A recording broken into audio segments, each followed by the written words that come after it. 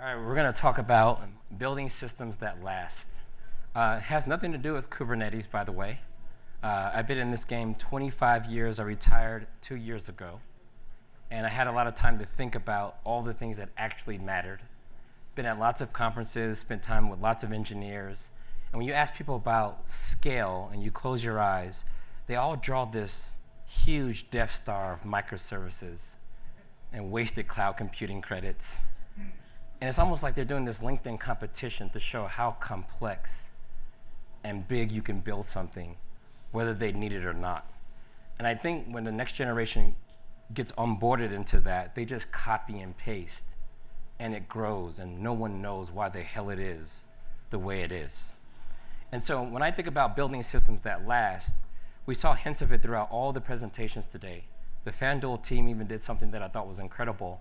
They showed the individual people that are involved in actually building these systems. And I think that is the number one most critical element. The other thing that I learned in that 20-year period, especially the last 10 years, was you have to really figure out how to scale down before you scale up.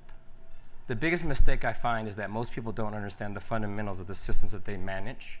And so they just go looking for these big enterprise solutions to try to solve the problem and have no idea how the kernel works, memory works, the app works. They just start trying to throw things at it, in many cases making it worse or trying to compensate for the lack of knowledge by spending a bunch of money. I think that is mistake number one, and it's not so obvious unless you have someone who actually has enough experience to understand the detail and the nuance. And all the things that I've ever seen, when I first saw CockroachDB for the first time, the thing that impressed me most is that it ran on my laptop. We've seen lots of large systems that have huge system requirements. You need a lawyer and a procurement team before you can even get started. But when you can take all of that and scale it down to something that can be tried by the average person and then scale back up, that's a game changer. And to me, it's a sign of great design. You learn to scale down before you scale up. And a lot of people want to go and scale up, but they forget that success is typically built on those small wins. I used to be an exec sponsor for a lot of accounts. I retired at Google as a distinguished engineer, and along the way, you become an executive yourself. One thing I had to learn from just being a pure engineer was that for developers, hello world excites them. For the ones that are the executives, it's hello revenue. They can care less about the things at the bottom. And what tends to get lost, I remember they were always asking for something that we could sell them. And I was like, the thing that you need isn't for sale. It's discipline. No matter what you buy, I've seen every company in the world figure out a way to make it not work. And if you've done enterprise software long enough, what you find is most people want the new thing to work the old way. Think about it. CockroachDB has been around for a long time, and the most exciting feature, at least to me, that I saw was migrating from Oracle. There's a better way, folks. You can leave. And they're building tools that help you do it. But I think this concept of scaling these small wins, and the other part that I think is interesting is if you've ever worked with anyone who's actually scaled anything, it's the details and the nuance that makes the whole endeavor special. I've yet to see someone walk to an infrastructure diagram and point out exactly what's wrong.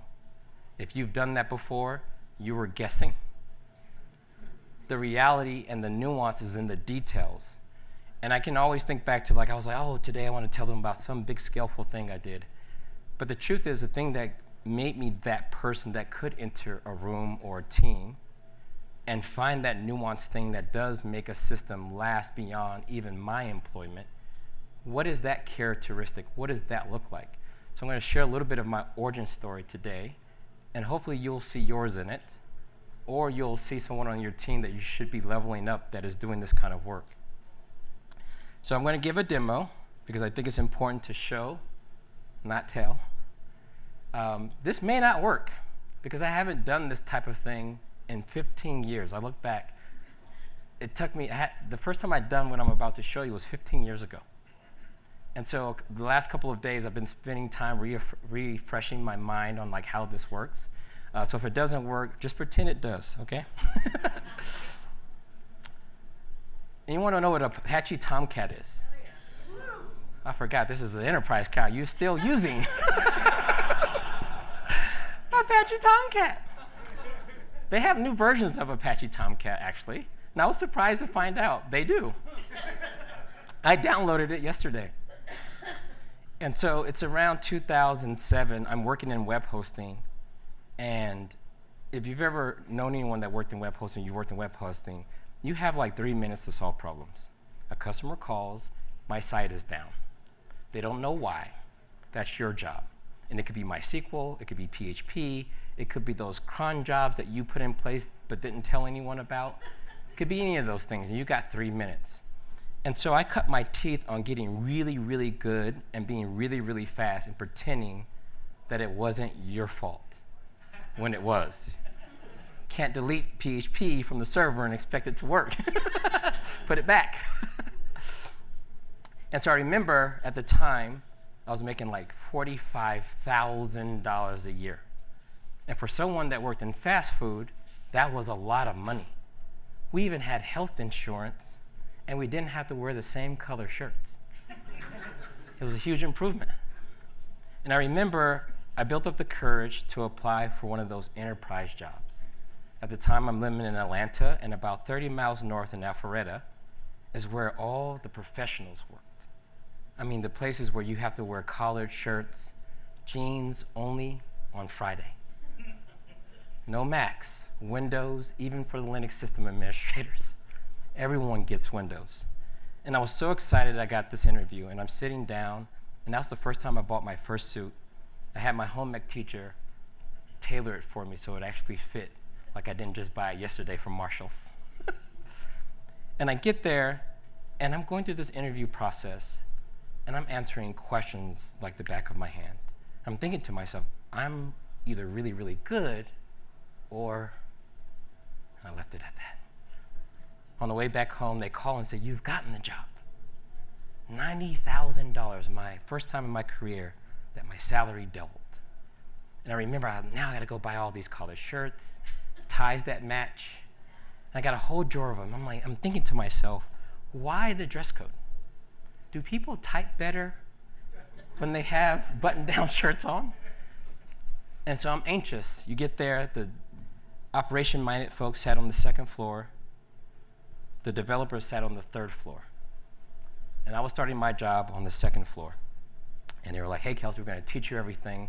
And they got all the data in this single place called SharePoint, right? After about 2 weeks, they give you access to SharePoint. So you sit there until then. And once you get access, they're like, Kelsey, we're going to show you how we do deployments here. I'm like, oh, my God. Finally about to see what enterprise-grade deployments look like. Because until this point, it's all small-time stuff, right? And so I remember sitting down and like, all right, Kelsey, you're ready. Let's get to the jump box. I'm like, all right, man, the terminal, familiar. And they're like, all right, you saw the instructions, so you know what to do. I was like, I got this. I can do it myself this time. So you get on the jump box and you call ls. You're like, oh, got to deploy the app. Obviously, it's the deploy.sh script. Don't overthink it. And we had these little cubicles so no one sees what you're doing. So you can take all the time you want. And so I remember hitting that deploy.sh. I was like, this is straightforward. This is going to pay me to do this? And so I'm sitting there. I'm like, I ran the script, and I'm like, it's taking a while. I went over to the fax machine to see if the logs were there, and nothing's happening. And someone's like, Kelsey, how's the deployment going? There's only one right answer. Everything is fine. So I'm sitting there in suspense, and it returns. Now, if you have any Unix experience, there's only one thing you do in this moment, okay? Only one thing you can do. Exactly. Oh, the number one. In the Unix world, there's only one right answer, 0. Anything other than that, you got to pretend like you didn't do anything. So I'm looking around. The next thing you do is you call the history command. And I'm like, okay, so I'm not the only one.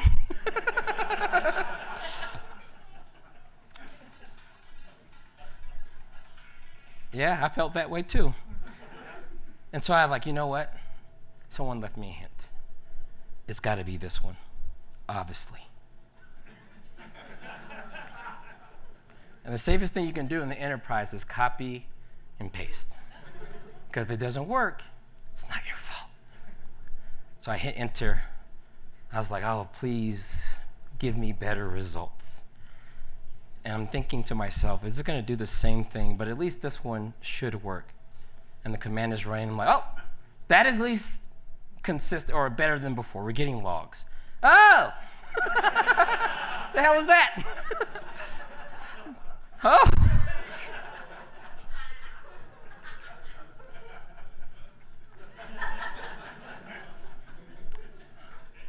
Okay. Now I'm thinking to myself, I could just leave at lunch and no one would notice. And I'm thinking, like, how the hell do you end up in this situation? For 30 years, people have been trying to figure out how to get software onto a server. We even have group therapy for it. It's called DevOps. And I remember looking around, there's other systems that are built the same way. Pretty unreliable, and people just go along with it. What someone would do here is patch the script, give it a date, rename it. This one really, really, really works. And just leave it there. And not take the initiative to ensure that the system is actually reliable. And when I think about scale in this instance, can a new person just show up and benefit from what the company has learned in the last 5, 10 years and just push one button and get all of that learning? In this case, I couldn't. And this will go on for a little while. I remember we had a big outage, and I'm working at a financial institution where we're processing credit card payments on behalf of other credit card providers. So we're their BIN sponsor, we're the back end of all of this. And I remember the team had this room, they call it the war room. Are you familiar? And you go in the war room, oh, he said, oh yeah. They had assigned seats. That's how many outages they had. It was like clockwork. People are like, oh, that's my seat. I'm like, damn, how often do you do this? And so we pile into the war room, and back then we had this monitoring system called Nagios. Some of you still have Nagios. And it just lit up like a Christmas tree. Everything's turning red, and people are opening up their laptops. Some people are checking their email. And they had that Polygon phone in the middle, where all the executives are like, is it done yet? And we're like, working on it. And I remember the CTO got really, really frustrated. And he walked into the room, and he said, listen, we process credit card payments, and we also process what they call EBT cards. So for people on food assistance, to give them dignity, they gave them a plastic card that looks and feels just like a regular Visa or MasterCard. So when they go to the grocery store, they don't have to pull out this other form of money and sometimes be embarrassed while they're in line. And he reminded us of why we were there, the purpose. It wasn't just to write scripts and automate things. We had a customer base, and that customer base relied on us to always be up. And he gave us a scenario.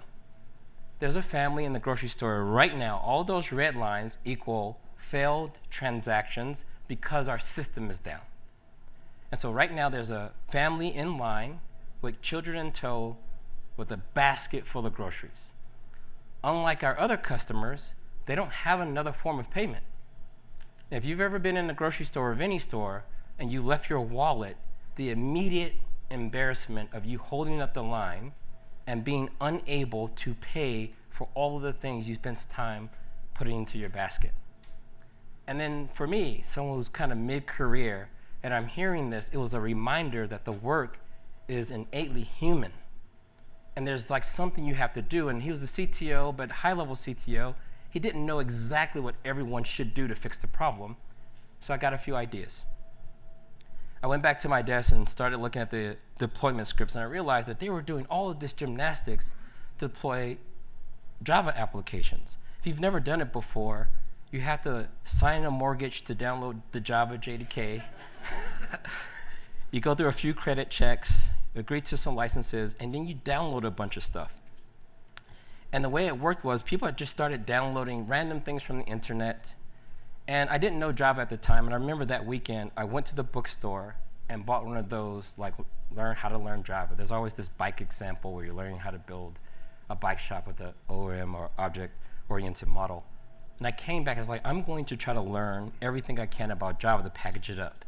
And what I did is I just spent weeks on the file system trying to understand everything underneath these directories, what all these jars meant, everything in this class path, because I wanted to make sure that we can actually rebuild systems. And instead of trying to build a bigger and more performant or enterprise-grade shell script, I figured there has to be a way to simplify this and reduce it to something that was actually repeatable, scalable by anyone, even on their first day that they would know what to do. And I thought about it. We were using Red Hat Linux at the time.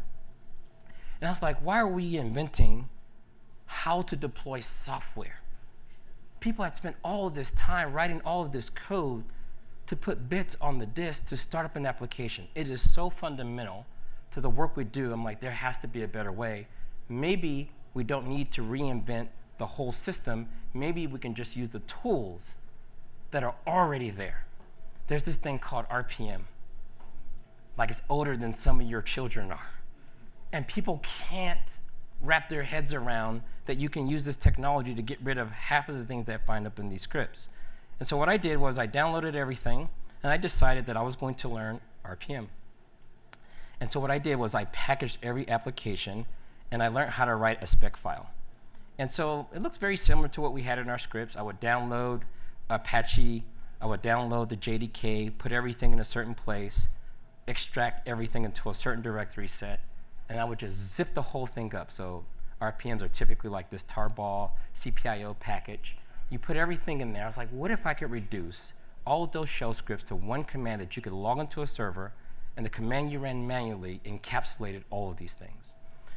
And so long story short, I started building RPMs.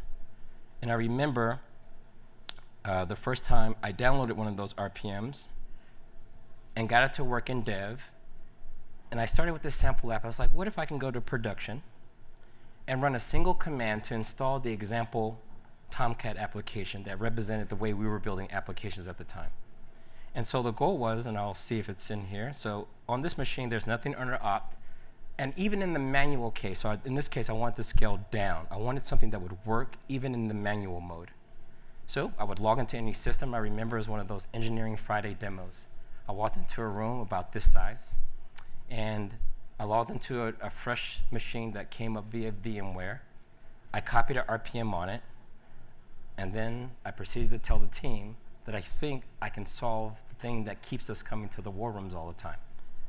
And so I ran this command. These days it's called DNF, install, and you gave it this RPM. Nervously, with all the people watching, hopefully internet is active because there's some dependencies, I ran this one command, and the whole company in disbelief was like, did you make a Red Hat package for our software? Who allowed you to do that? I was like, oh my God, not the security blanket. I was like, just trust me. This is what Red Hat approves. It's enterprise grade. Oh, did you say enterprise grade? Then proceed. So I hit yes. And so with that RPM installed, if you looked under opt, please demo gods be on my side. You saw the application. And under the application, you saw Tomcat and the JDK. And they're like, oh, so now we write scripts. I was like, no. You don't have to write any more scripts. What you can do now is use simple commands to make it work. So ideally, you can run systemctl start sample app. And if it worked, you can call status, and it should be running. If this works, you got to cheer like if the website comes up. All right, so now it's, oh, not yet. Now we need proof. So now you have to go to the URL, so IPADR. You grab this URL. So now your whole job depends on this thing coming up. So you open a new tab. You hit 8080, and it comes up.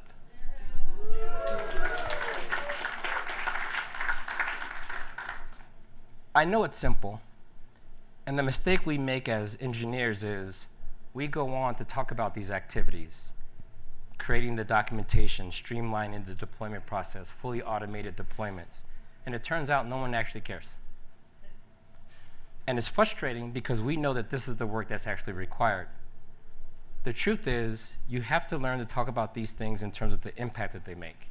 It took me another 10 years to stop talking about shell scripts and packaging and to realize this is what I was actually doing. In the change windows, the product managers were able to deploy any software they wanted by opening a Jira ticket, and the tooling underneath would just find the right RPMs and deploy them to the system. And if that didn't work, it would uninstall the RPM and just deploy the next version. We've eliminated that problem, and the shell scripts went away. We built better abstractions for those things. Now, I'm almost out of time, and here's one last thing, because the team was like, Kelsey, you gotta talk about AI. So far, I talked about the fundamentals and the human element that I think are the most important no matter how the technology changes. It still requires people to actually do the work, and the small things matter. And so when I was thinking about the AI piece, I started making some slides. And I'm sitting there, I realized like, AI is a little too small, so I made it bigger. And I thought a little bit more about it, and it's like, it's gotta be bigger. And depending on where you live, this is enough in your slide deck to raise $1 billion in funding. And if it's good enough for the VCs, then it's good enough for me. Thank you.